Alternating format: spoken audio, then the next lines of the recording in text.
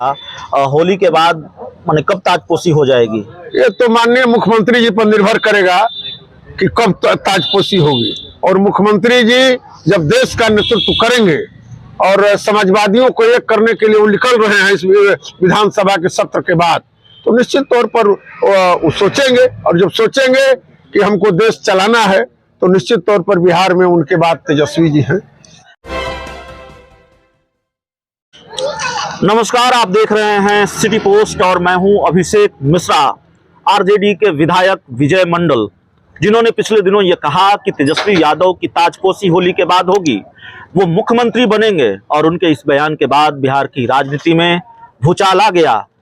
आज विधानसभा में जो कुछ भी हुआ है उससे विजय मंडल की बात पर मुहर लगती हुई नजर आ रही है। फिर ये चर्चा शुरू हो गई है, क्या होली के बाद सत्ता का हस्तांतरण होगा? तेजस्वी यादव की ताजपोशी होली के बाद हो जाएगी।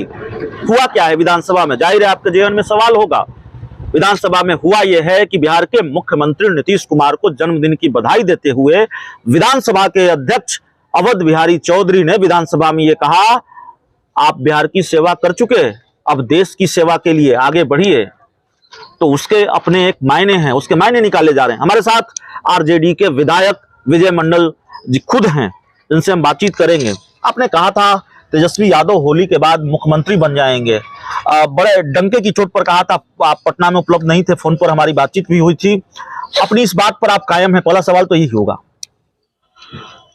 माननीय मुख्यमंत्री जी और तेजस्वी की जोड़ी है बिहार के लिए और देश के लिए शुभ संकेत है। जो समाजवादी आंदोलन कमजोर पड़ गया है, उस आंदोलन को मजबूत करने के लिए तेजस्वी और नीतीश की जोड़ी इस देश को चाहिए। और देश के लोग, देश के समाजवादी लोग ये चाहते हैं कि समाजवादी एकता मजबूत हो। जो सांप्रदायिक ताकतें हैं जो अपना फन फैला रही हैं, उसको कुचलने के लिए इस दोनों की एकता की जरूरत है। लेकिन फिर होली के बाद जो आपने एक टाइम फ्रेम दिया था, होली के बाद माने कब ताजपोशी हो जाएगी? ये तो माननीय मुख्यमंत्री जी पर निर्भर करेगा कि कब ताजपोशी होगी।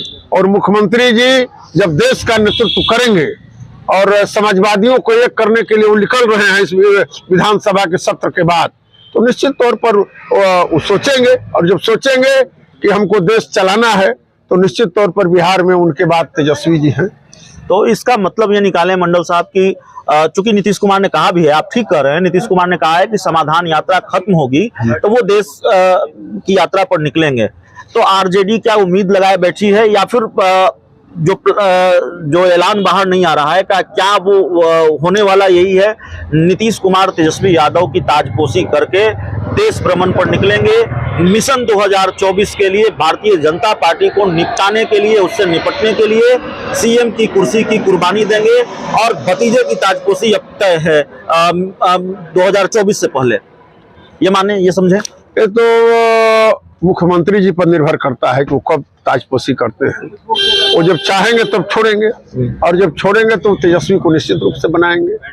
और देश के सारे समाजवादी, चाहे वो अखिलेश जी हो, चाहे चौटाला परिवार हो, जो देश के, चाहे बीजू पटनायक का जो हमारा पहले लोक दल था, उस लोक दल में के जो लोग समाजवादी लोग थे, वो सारे लोग मिल करके चाहते हैं कि देश में नीतीश कुमार नेतृत्व करें।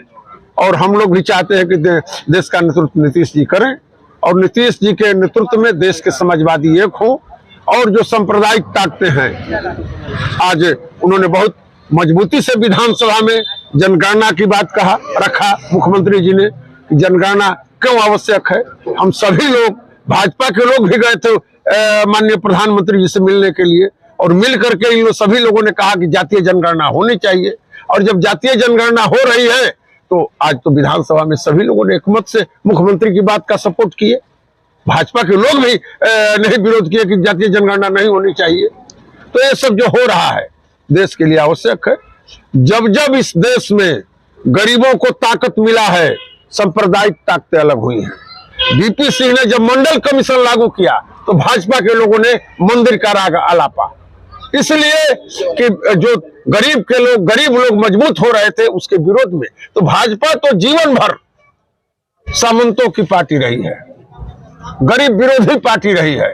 वो कभी गरीबों की बात नहीं करती है, वो हमेशा से अमीरों की बात करती है। उपेंद्र कुशवाहा कह रहे हैं तेजस्वी यादव सीएम बन जाएंगे तो जंगल राज आ जाएगा।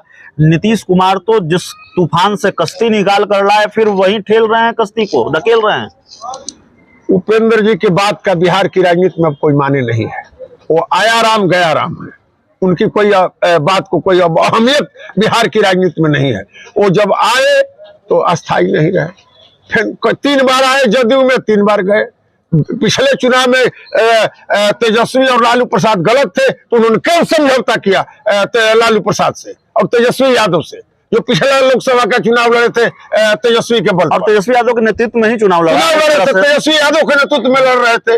वो तो सत्ता के लिए घूम रहे हैं कि कहां हमको मलाई मिल जाए, और उनको उनकी औकात रहती तो वहां वो जीत जाते। तेजस्वी का सारा वोट उनको मिला और जिस वोट पर वो राजनीति करते हैं वही वोट उनको नहीं मिला। 10 दिन पहले उन्होंने कहा था कि मर जाएंगे लेकिन बीजेपी के साथ नहीं जाएंगे। फिर प्रधानमंत्री नरेंद्र मोदी की तारीफ वारीफ भी की उन्होंने।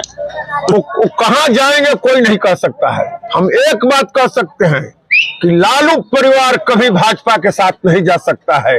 इस देश में सांप्रदायिक ताकतों का विरोध करने वाला अगर कोई है तो लालू परिवार है। लालू ने कभी सांप्रदायिक ताकतों से समझौता नहीं किया। नीतीश कुमार को बड़े बड़े नेताओं के फोन आ रहे हैं बीजेपी के, पहले अमित शाह, फिर रक्षा मंत्री राजनाथ सिंह। माने यूं ही है कि माने इसका भी कोई मायने मतलब निकाला जाए। राजनीति में तो हर चीज के कयास लगते हैं। इसका जवाब तो माननीय मुख्यमंत्री जी देंगे, उनकी किनसे हमको नहीं पता है कि किनसे उनकी बात हुई, तो वो जवाब देंगे। वही बताते हैं कि रक्षा मंत्री का फोन आया, अमित शाह का फोन आया। जी आया होगा, मुख्यमंत्री जी हैं, उनके यहाँ कई मसलों पर रक्षा मंत्री जी बात किए, गृह मंत्री जी बात किए, प्रधानमंत्री जी भी बात कर सकते हैं।